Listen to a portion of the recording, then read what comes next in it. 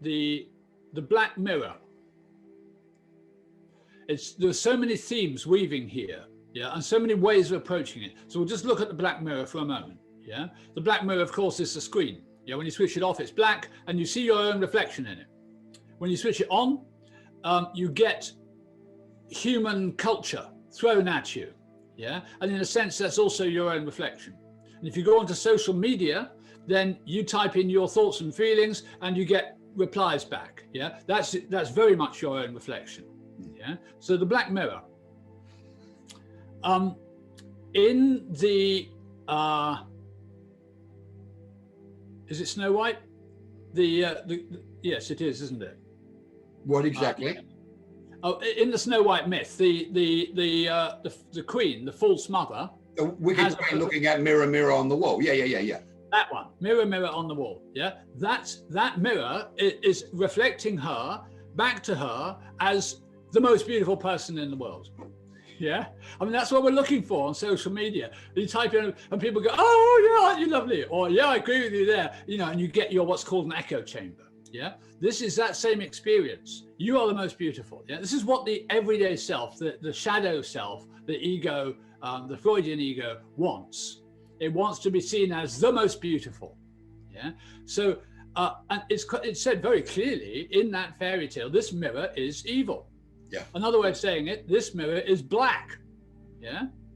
So this is what's happening. And who is Snow White? Snow White is the innocent soul. Snow White is the life force in us. Snow White is the joy in life itself in us. Yeah. And that is thrust out into the woods. Yeah. Kill it. Yeah.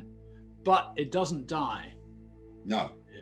Because the forces that we sent to kill it are only obedient to us up to a certain point. Yeah, but because they too are life. Yeah, even though they're working as a huntsman, as a killer of life, they are still life. Yeah, and then Snow White finds the dwarves, the underground forces, the subconscious forces. Yeah, the planetary forces. There are 7 dwarves, 7 planets. Yeah, they're streaming into us, and they keep us alive. They feed us. Yeah. And the innocent life force in us feeds them and makes their life beautiful. That's what they want, yeah? They come back from work, from digging for beauty in the darkness, and we feed them. The life force in us feeds them a meal and makes them, it's all worth it, yeah? So that the Snow White is the beauty within the human being that is so needed in the world. The whole world is looking for that. Yeah, the planets themselves are streaming into the earth looking for that. Yeah, but when we, the false ego, the false mother, yeah, catch sight in the Black Mirror that this spirit is still alive, we go after it and we try and kill it again. Yeah, and eventually it's preserved in a glass coffin. You know, so we've got. The human spirit becomes a museum item. Yeah. And now, at last, we get somebody who is spiritually awakened, who is upright in themselves, a prince. Yeah, and it doesn't matter whether it's a male body or a female body. Yeah, the uprightness in themselves is a masculine ability that every human being has, same as compassion and caring as a feminine ability that every human being has. So we're all balanced in us. Yeah. So the Prince force finds in the museum consciousness of the human being, look, there was a life force. Look, there was a princess. Look, there was something which celebrated beauty and joy. I want it. I want it. Yeah. Yeah. And in our rush, we break the museum consciousness. You break the museum consciousness. Yeah, and the life force goes, and comes back to life. Yeah, but to do that, we have to turn away from the Black Mirror. Well, my brother, do you believe we have the courage to do that?